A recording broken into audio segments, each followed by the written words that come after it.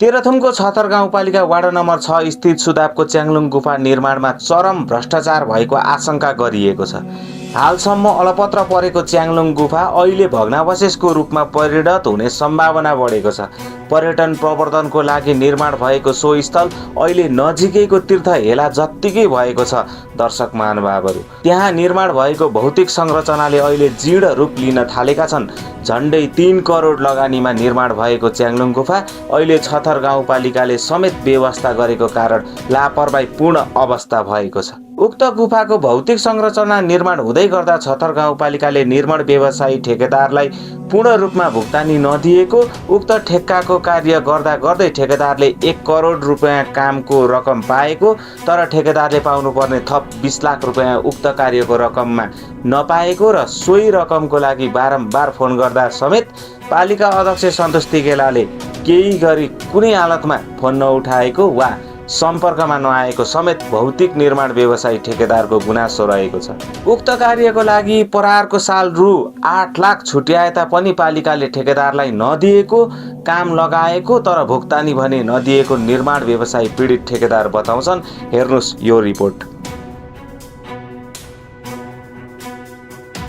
दर्शक महानुभावहरू, यहाँ फ्रेममा देख्न सक्नुहुन्छ तेह्रथुम जिल्ला छतर गाउँपालिका सुदाप 6 का अध्यक्षज्यू महेन्द्र मार्तिनजी हुन्छ। नमस्कार। नमस्कार। च्याङलुङ गुफाको संरचनाहरू चाहिँ बन्दै गरेको किन रोकियो बिचमा?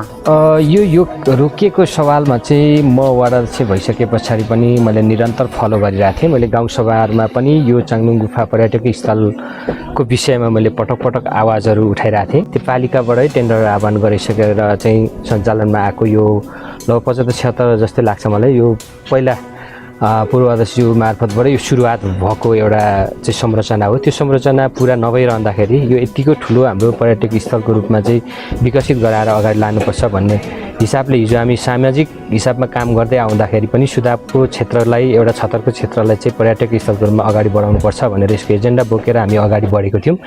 पछिल्लो समयमा स्थानीय तह निर्वाचन पछाडि स्थानीय सरकार जुन ढङ्गले चाहिँ एउटा जनताबाट निर्वाचित साथीहरूले त्यो सुरुवात गर्नुभयो, त्यो सुरुवातको विषयमा चाहिँ लथालिङ्ग हुँदै गर्दाखेरि हामीले गम्भीर रूपमा यसको आवाज उठाउँदै गर्दाखेरि हामीले पालिकामा पटक पटक सभादेखि लिएर कार्यपालिका बैठकसम्म मैले आवाज उठाएको थिएँ। त्यसको चाहिँ अहिलेसम्म सुनवाई भएको पनि छैन र अहिलेसम्म त्यो संरचना लथालिङ्ग अवस्थामा छ। चाहिँ पटक पटक हेर्न गएको छौँ, सरसफाइमा पनि हामी यतिकै खटिरहेछौँ, यहाँको चाहिँ संरक्षण समिति पनि यतिकै लागि परिरहेछ, यहाँको समुदायले पनि यतिकै लागि परिरहेछन्, तर यहाँको संरचना चाहिँ लथालिङ्ग अवस्थामा छ।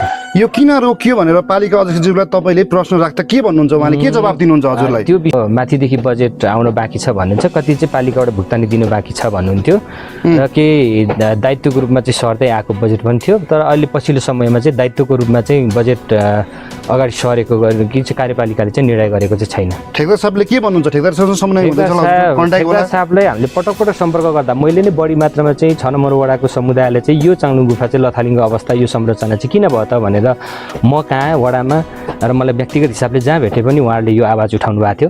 यो आवाज उठाउँदै गर्दा मैले ठेकेदार साहबसँग पटक पटक मैले सम्पर्क गरेँ। ठेकेदार साहबले यो तपाईँले चाहिँ यो के हालत बनाएर यो छोड्नुभयो च्याङलुङ गुफालाई चाहिँ, यो तपाईँको चाहिँ हामीले कहाँ कुन निकायमा गएर चाहिँ हामीले आवाज उठाउनु पऱ्यो भन्दाखेरि चाहिँ उहाँले मलाई केसम्म जवाब दिनुभयो भने तपाईँको पालिका अध्यक्षले भन्नुहोस्, तपाईँको पालिकाबाटै चाहिँ मैले पाउनुपर्ने, मैले काम गरिसकेको पाउनुपर्ने 15-20 लाख रुपियाँ पैसा पनि पाएको छुइनँ र बाँकी रहेको संरचनाको बजेट सुनिश्चित गरोस्, म आजको भोलि आएर त्यहाँ काम गर्छु। यहाँभन्दा अगाडि त्यहाँ मेरो केही बाँकी रहेका सामानहरू पनि त्यहाँ गायब भएको छ, मेरो सामानहरू त्यहाँ हरायो, 2-4 लाख रुपियाँ मलाई अलरेडी घाटा छ र मैले काम गरे बापत 20 लाख रुपियाँ भुक्तानी गर्न बाँकी छ भन्ने गरेको जवाब दिनुहुन्छ। यो कुरा मैले पटक पटक सम्बन्धित निकायमा, हामी वडा त अब कहाँ जाने र पालिका त जाने हो, पालिका गएर आवाज उठाउँदाखेरि अध्यक्षज्यूले यही जवाब मात्र दिनुहुन्छ बारम्बार।